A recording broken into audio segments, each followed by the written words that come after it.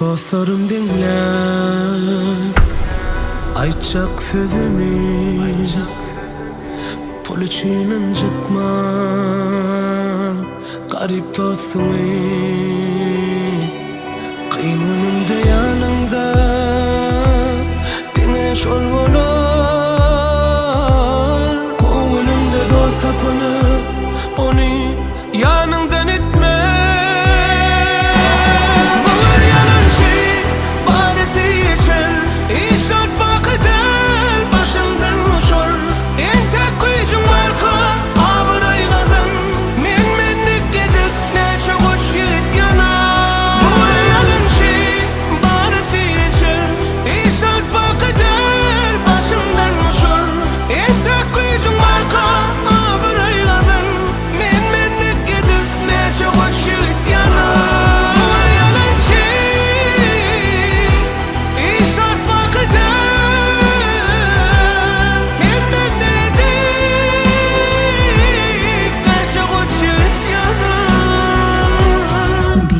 Vardır içiydi ite